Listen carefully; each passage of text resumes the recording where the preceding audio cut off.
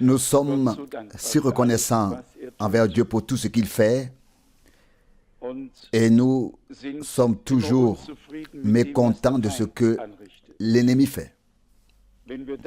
Si nous pouvons faire la différence, nous sommes déjà aidés.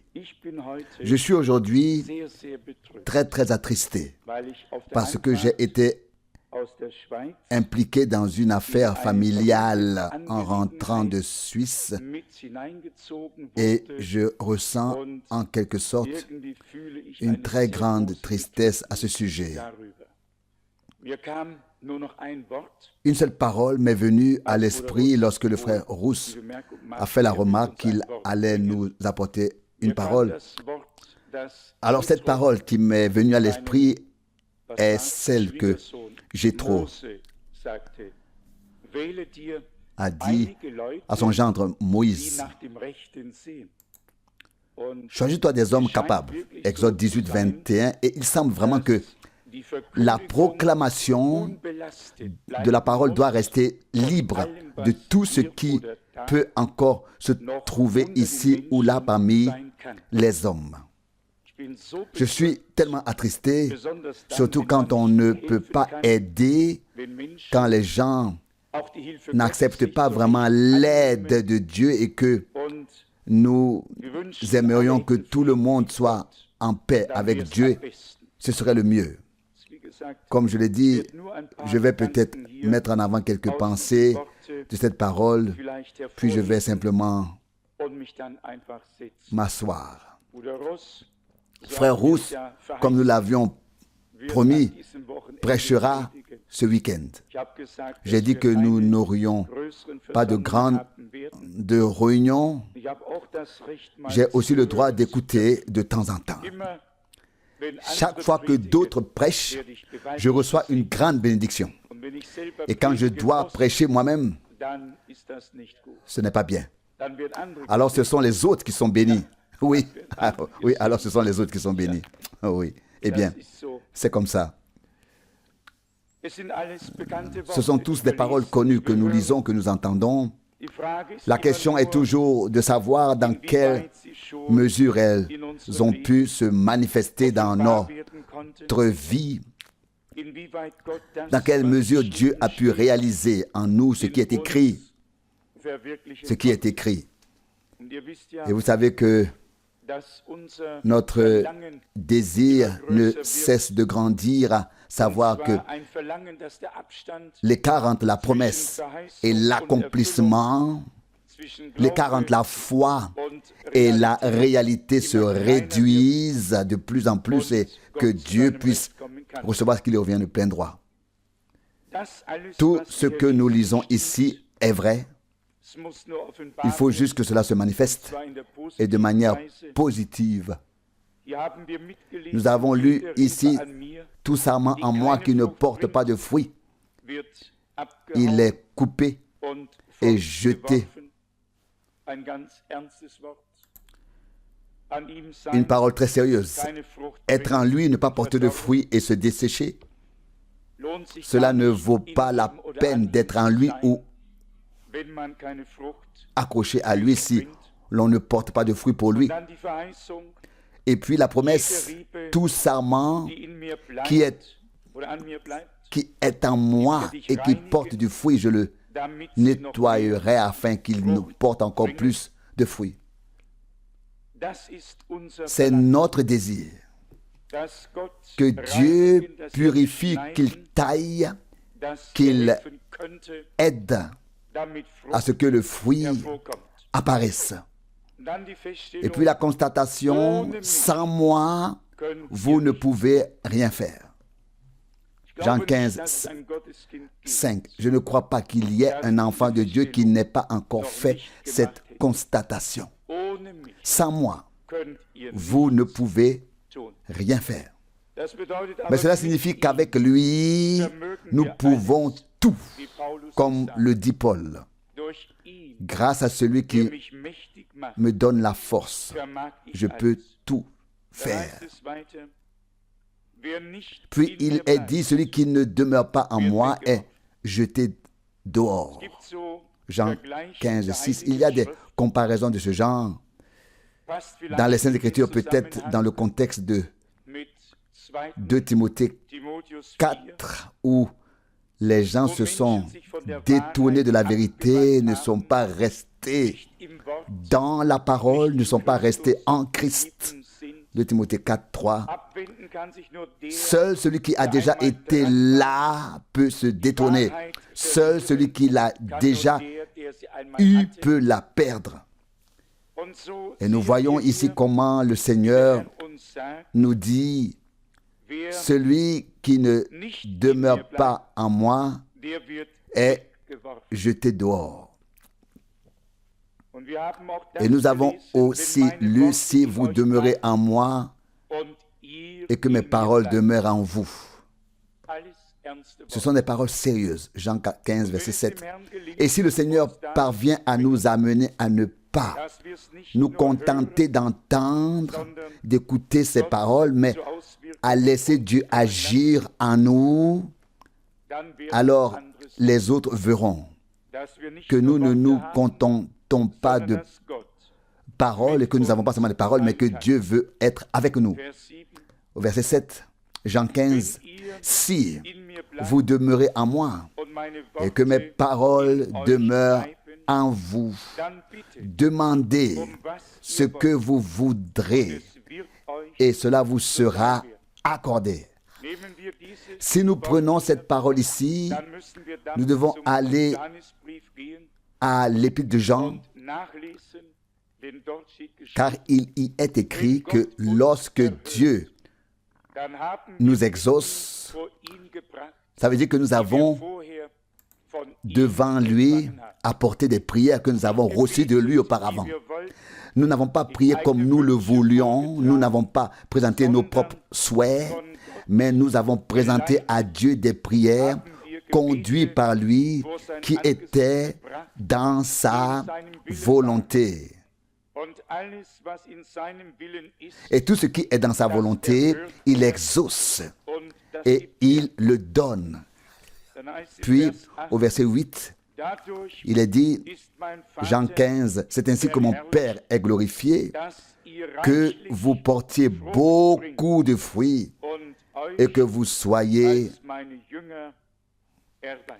mes disciples.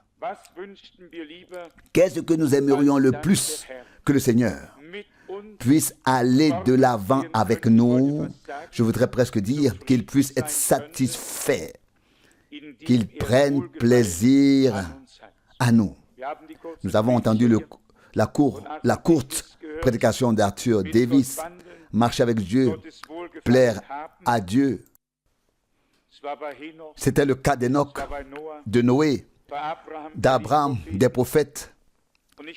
Et je crois que nous devons y parvenir, que nous y parviendrons. Si nous voulons prendre part à l'enlèvement, alors il faut que la faveur de Dieu, le bon plaisir de Dieu repose sur nous. Alors toute incertitude et tout doute doivent être bannis de nous. Nous devons être venus dans le repos en Dieu.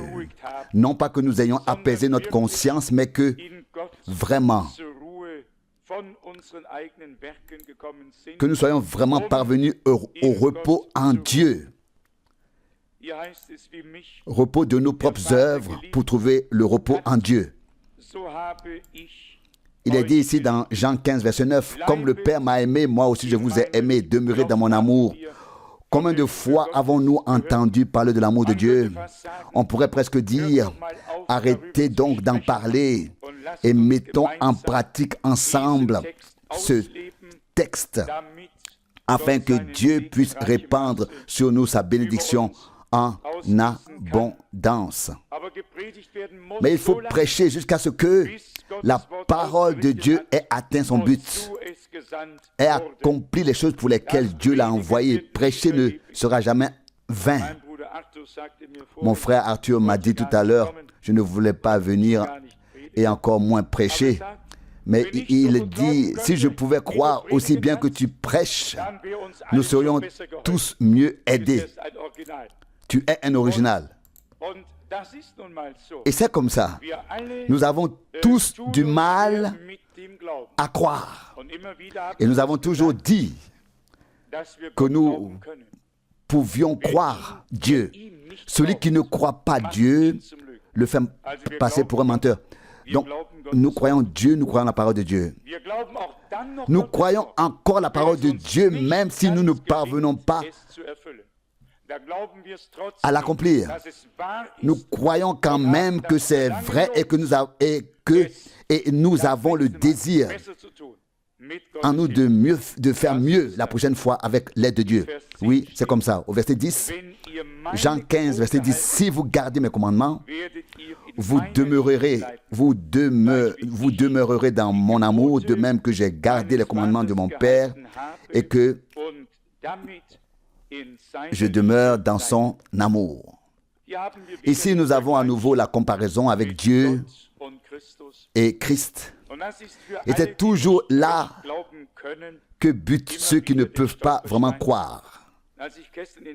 Quand j'ai entendu hier les nouvelles que le pape avait écrit 150 pages sur le Saint-Esprit, qu'il avait d'abord parlé de Dieu le Père, puis de Dieu le Fils, et qu'il parlait maintenant de Dieu le Saint-Esprit et de son rôle en politique, etc. Cela m'a fait tout drôle. Comme nous pouvons être reconnaissants que Dieu se soit révélé à nous, que nous puissions tout simplement voir que Dieu a pris un tout nouveau départ, un nouveau commencement. Et Christ était ce commencement de la création de Dieu. Une révélation de Dieu lui-même en tant que Fils dans la chair, pour pouvoir faire de nous qui sommes dans la chair des fils et des filles de Dieu. Mais nous ne voulons pas nous attarder là-dessus maintenant, mais c'est tout simplement important. C'est même là que réside la vie éternelle. Et seuls ceux qui ont vraiment reçu la vie éternelle le reconnaissent. Pour tous les autres, c'est la même chose. Je vais vous lire pour que vous le sachiez et que vous vous en souveniez un passage de l'évangile de Jean, chapitre 17, verset 3. Or, la vie éternelle, c'est qu'ils te connaissent, toi le seul vrai Dieu, et celui que tu as envoyé, Jésus-Christ. Voilà en quoi consiste la vie éternelle. Qui ne reconnaît pas le sens et le but de la révélation de Dieu en Christ? Où est la vie éternelle? Si la vie divine est en nous, alors nous reconnaissons Dieu, car l'Esprit de Dieu est en nous et explore toutes choses, sonde toutes choses, même les profondeurs de la divinité. Au chapitre 15, verset 15, se trouve alors la parole bien connue. Jean 15, verset 15, je ne vous appelle plus serviteur, car le serviteur ne sait pas ce que fait son maître. Je vous ai appelé amis, car tout ce que j'ai appris de mon Père, je vous l'ai fait connaître. Les amis de Dieu, comme Abraham a reçu la visite du Seigneur avant la destruction de Sodome et Gomorrhe, et le Seigneur lui a dit, comment pourrais-je te cacher ce que je vais faire? C'est ainsi que le même Seigneur a parlé à la postérité d'Abraham de nos jours, ne nous a pas laissés dans l'obscurité, mais a révélé sa parole et sa volonté. Nous ne sommes plus des serviteurs, nous ne sommes plus des étrangers, mais des citoyens de la maison de Dieu, des membres de sa famille, des amis de Dieu. Et la raison en est la suivante, parce que je vous ai tout fait connaître. Pas seulement quelque chose, mais tout le dessein, le conseil de Dieu. Et je l'ai remarqué à nouveau lorsque je parle à des gens qui sont dans un autre bateau.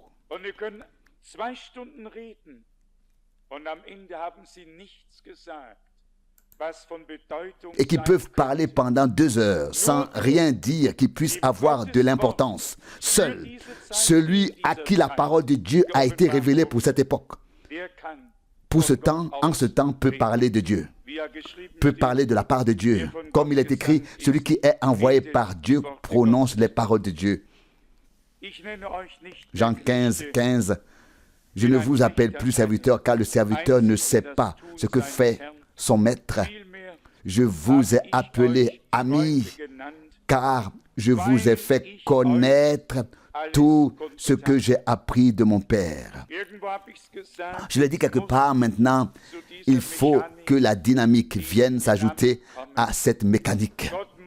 Dieu doit confirmer sa parole. La puissance de Dieu doit entrer dans cette mécanique de Dieu afin que le corps du Seigneur soit fonctionnel et prêt à l'emploi dans toutes les tâches et tous les domaines. Et puis, la magnifique constatation, ce n'est pas vous qui m'avez choisi, mais moi, je vous ai choisi et je vous ai établi afin que vous alliez et que vous portiez du fruit et que votre fruit demeure, afin que ce que vous demanderez au Père en mon nom, il vous le donne. Il vous le donne. Verset 17, ce que je vous commande, c'est de vous aimer les uns les autres. Que Dieu fasse en sorte que le monde reconnaisse que nous sommes les enfants de Dieu. Nous l'avons vu lors du dernier mariage et j'espère que nous continuerons à entendre de bonnes nouvelles. Nous avons également montré l'amour de Dieu en ne faisant pas de différence entre les personnes. Nous laissons Dieu juger. Je vous le dis, à quelle vitesse nous pouvons nous tromper en tant qu'être humain. Très, très rapidement. Dieu regarde le cœur. Il voit ce qui est caché. Nous jugeons selon l'apparence, mais lui voit ce qui est à l'intérieur. Encore un petit peu plus loin. Verset 18, Jean 15, verset 18. Si le monde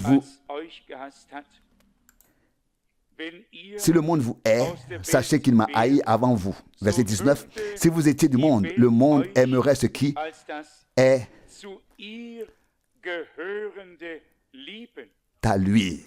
Mais parce que vous n'êtes pas du monde et que je vous ai choisi du milieu du monde, à cause de cela, le monde vous hait. Nous n'avons rien de bon à attendre sur terre. Ne croyez pas que les gens vont nous féliciter et dire « Tout va bien, tout est beau ».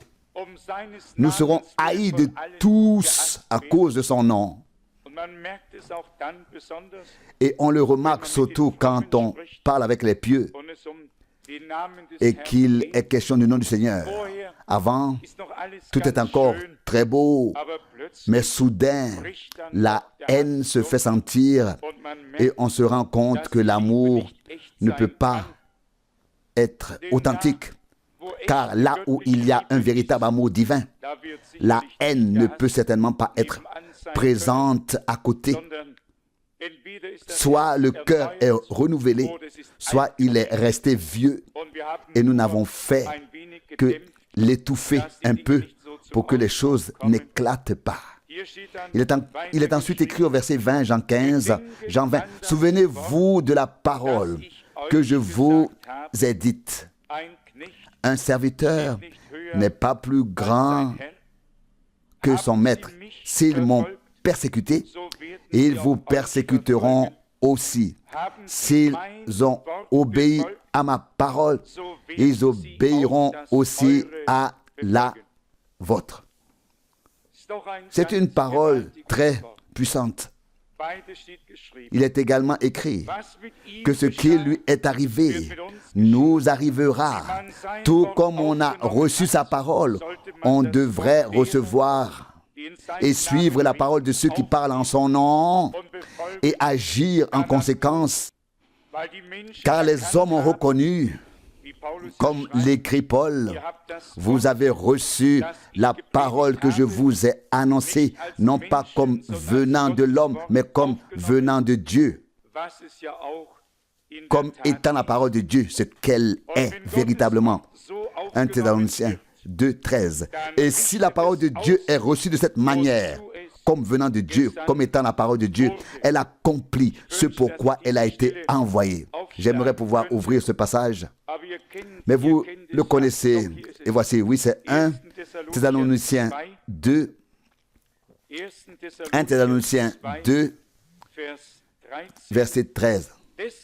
C'est pourquoi nous rendons continuellement grâce à Dieu de ce qu'en recevant la parole de Dieu que nous vous avons fait entendre, vous l'avez reçue non comme la parole des hommes, mais ainsi qu'elle l'est véritablement, comme la parole de Dieu qui agit en vous qui croyez. La même parole, le même esprit, tout reste comme c'était. C'est pourquoi nous pouvons compter sur les mêmes bénédictions, les mêmes confirmations. Et Paul dit ici très clairement, nous rendons grâce à Dieu sans cesse de ce que vous n'ayez pas accepté la parole de Dieu prêchée par nous comme la parole des hommes, mais comme ce qu'elle est, en effet, comme la parole de Dieu.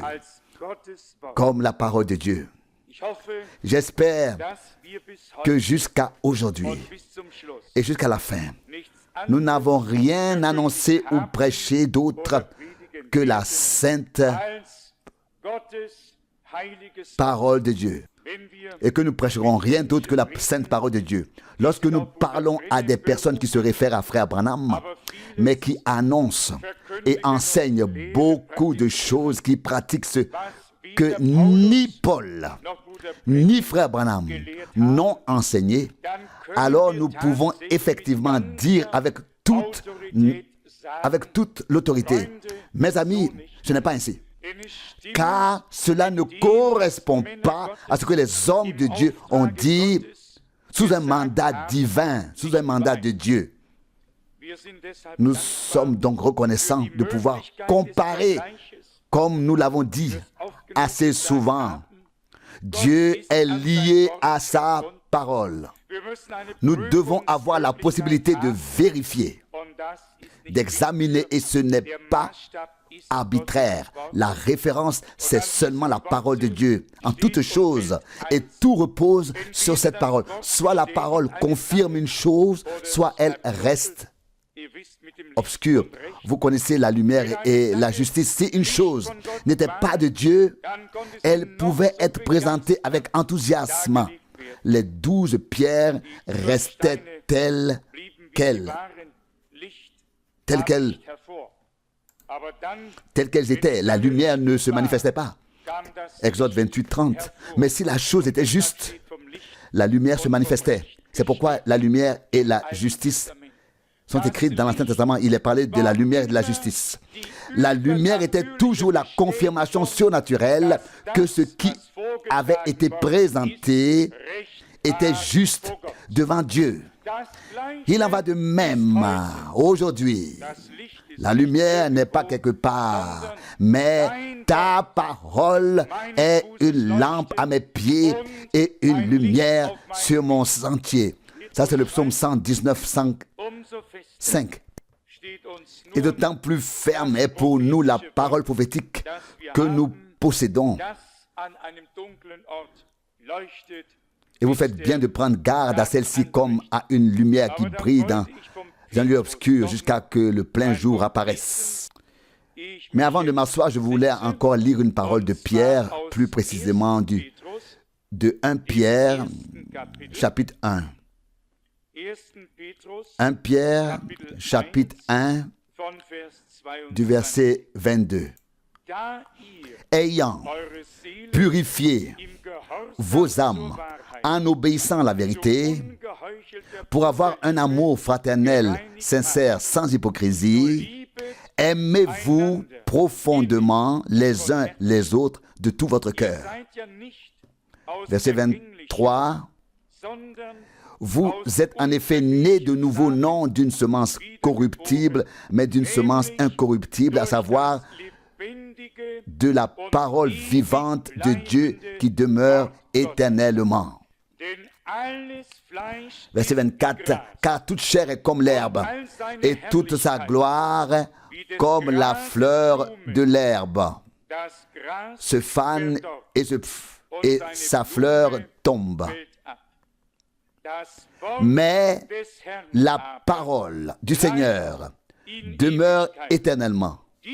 Or, c'est ici la parole qui vous a été annoncée comme évangile.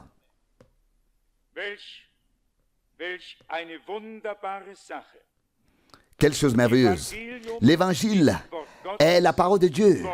La parole de Dieu est l'évangile.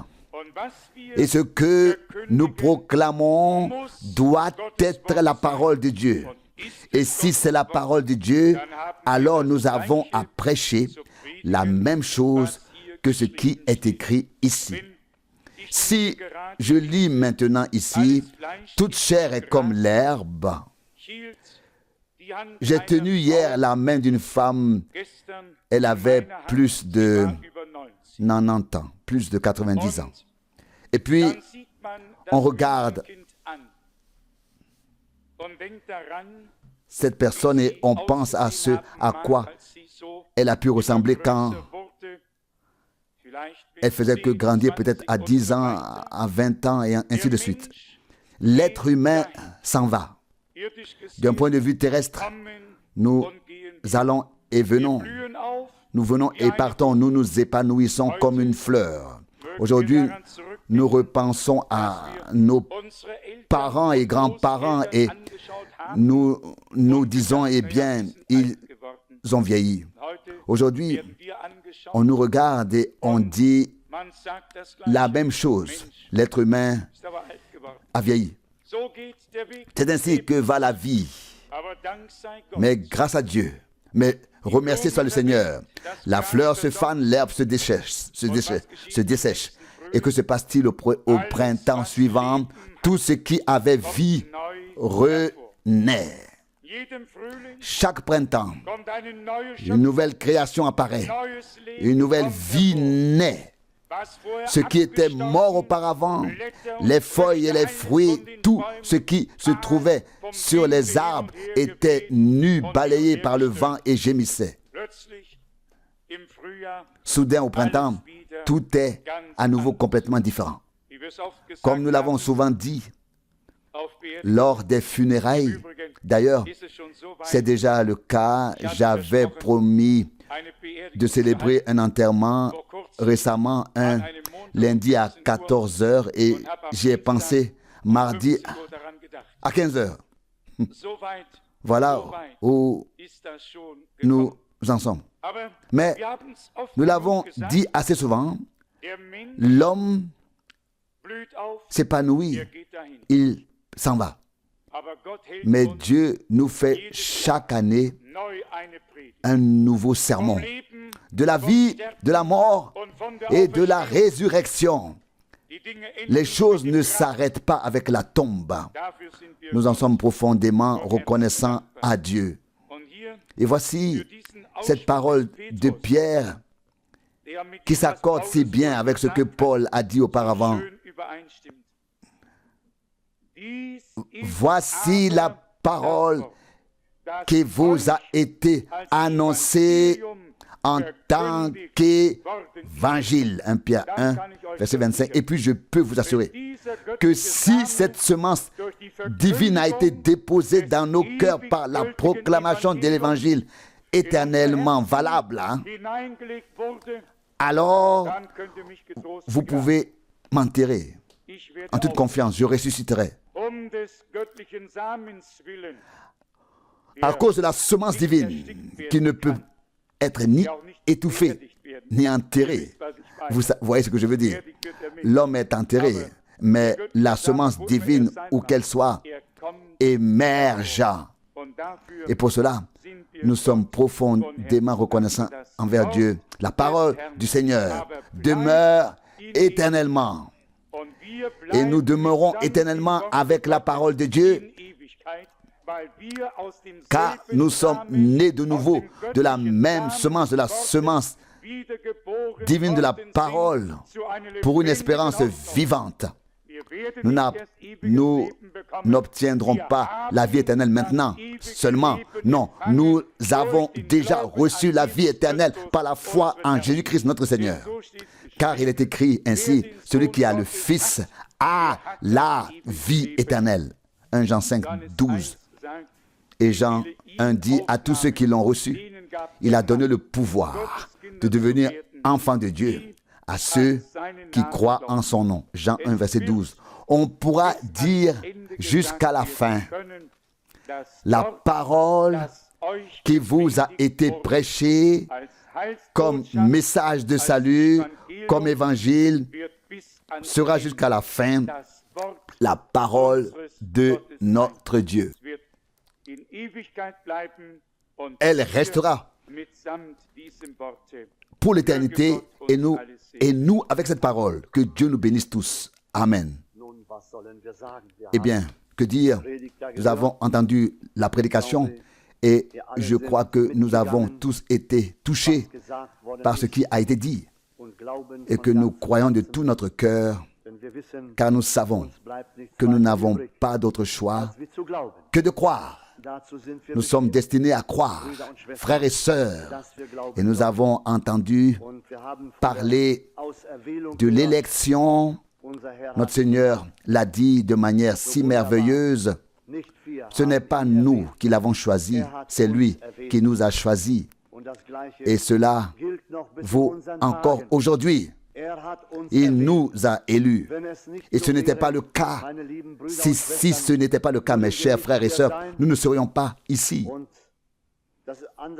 Et l'autre chose aussi était aussi merveilleuse, tel qu'il a été dit ici dans la parole, qu'il ne les appelle plus serviteurs, mais ses amis. Pourquoi? Parce qu'il ne peut rien confier à un serviteur, mais il a tout confié à ses amis. En ces jours-là, et aussi de nos jours, si nous sommes ses amis, il nous a confié beaucoup de choses. Et nous pouvons dire en effet, sans nous inventer, qu'il nous a confié les choses secrètes et nous les a fait connaître et a révélé la parole de vérité sur tout ce que les autres ne comprennent peut-être pas. Comme mon frère l'a déjà dit, si cela n'est pas révélé par Dieu, alors on ne peut pas le comprendre. Combien le Seigneur a-t-il parlé en son temps et qui l'a compris? Seuls ceux à qui la compréhension de sa parole, pour sa parole, a été donnée. Les autres ont tous continué ainsi et n'ont rien pu en faire. Et peut-être encore jusqu'à nos jours. Ils peuvent l'entendre, ils peuvent le lire, mais si Dieu n'ouvre pas la compréhension, ils ne peuvent rien en faire. Cela a été très important. Pour moi, je me suis dit que nous pouvons et devons être reconnaissants qu'il nous ait révélé ces mystères. Et comme mon frère l'a déjà dit, nous ne pouvons pas faire autrement que d'apporter ce que Dieu nous a donné par grâce. Et qu'un Paul, lui, non plus, ne pouvait apporter que ce que Dieu, lui, avait confié. Pierre, non plus, il ne pouvait apporter rien d'autre. Non, c'était impossible. Ils ne pouvaient apporter que ce qui leur avait été donné. Et c'est la même chose pour nous, frères et sœurs. Nous ne pouvons rien apporter d'autre que ce qui nous a été donné. C'est ce qui est merveilleux. Et peu importe ce qui peut arriver, je me souviens des paroles que Paul a adressées aux Thessaloniciens au 2e chapitre. Le frère Franck a dû lire un peu plus loin, mais j'avais déjà lu le verset 3. 1 Thessaloniciens 2, verset 3.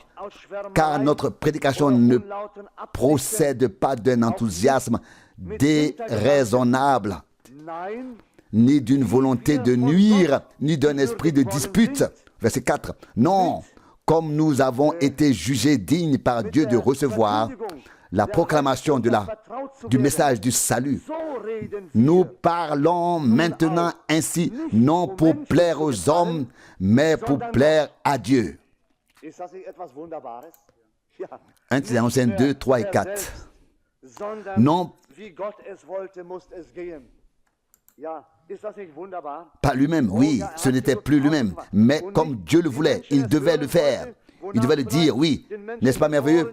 Oh oui, il a dit en ces termes, comme Dieu le voulait, et non pas comme les hommes voudraient l'entendre, ce qui aurait peut-être donné des démangeaisons aux oreilles des hommes. Mais il devait dire ce que Dieu lui avait ordonné de dire, oui. À combien précieux, oh, combien précieuses sont ces paroles. Verset 4. Nous parlons donc maintenant aussi non pas pour plaire aux hommes, mais à Dieu. Et nous devons dire la même chose. Nous ne pouvons pas parler pour plaire aux hommes, mais pour plaire à Dieu. La parole doit être apportée pour cette heure. Que les hommes l'acceptent ou non, celui qui ne veut pas ne l'accepte pas. Ou celui qui ne peut pas l'accepter. Mais il y a des gens qui l'acceptent. Et alors, mes chers amis, cela est destiné à eux. Puis il est dit ici, celui qui éprouve nos cœurs. 1 Thessaloniciens 2, verset 4. Oui, il éprouve aussi nos cœurs. Verset 5. Car nous n'avons jamais usé de paroles flatteuses. Vous le savez, ni d'une cupidité dissimulée. Dieu en est témoin. Oh, je crois que ce sont des paroles très profondes. Peut-être, si nous voulons le dire ainsi, des paroles très dures. Car ils n'ont pas utilisé des paroles flatteuses, mais ont mis la vérité absolue sur le piédestal. Il pourrait dire, Paul avait été un érudit et il en avait assez de tout cela. Mais qu'a-t-il dit? Il a dû tout abandonner. Il a tout considéré comme de la boue après que la grâce de Dieu lui soit apparue. Philippiens 3, 8.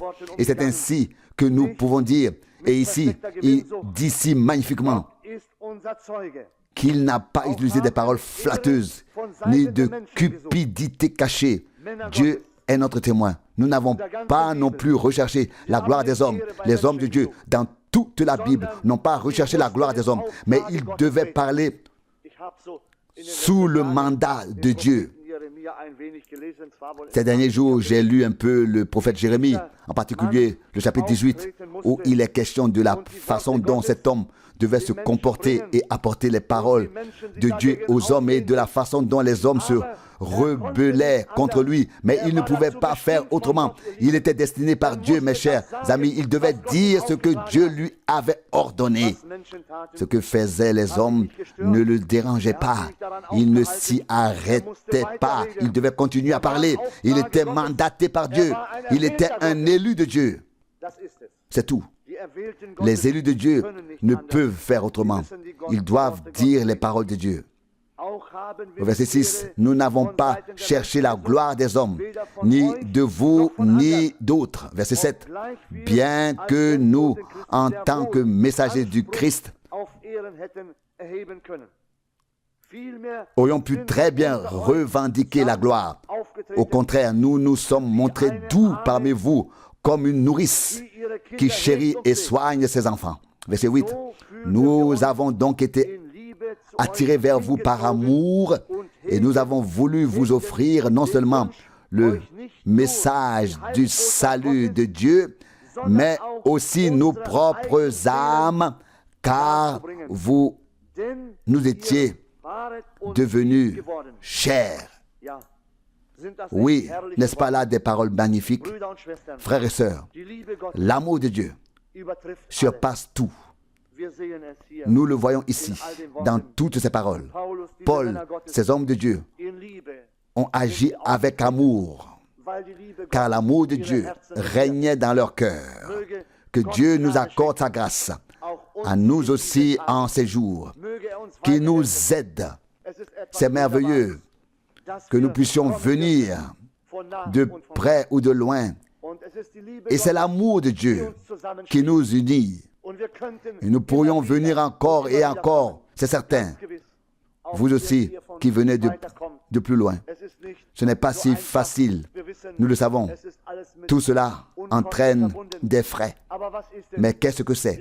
Nous le voyons et nous croyons que l'amour de Dieu gouverne vos cœurs, que vous avez soif de la parole infaillible de Dieu. Car à quoi cela nous servirait-il d'apporter autre chose? Nous ne pouvons apporter que la parole de Dieu qui a conservé sa validité jusqu'à dans toute éternité. Et nous en sommes si heureux et si reconnaissants. Que Dieu bénisse ces quelques paroles ce soir. Il n'est pas nécessaire que les prédications soient toujours longues. L'essentiel est que nous recevons chaque parole, que nous lisons comme un morceau d'or, car c'est un tel trésor. Nous le répétons sans cesse, c'est comme un morceau d'or. C'est plus que de l'or, mes chers. L'or terrestre aussi disparaîtra, mais l'or spirituel, lui, demeure. Il sera éternel. Et c'est pourquoi nous sommes si reconnaissants envers le Seigneur, aussi les uns envers les autres. Que Dieu nous bénisse tous. Telle est ma prière. Amen.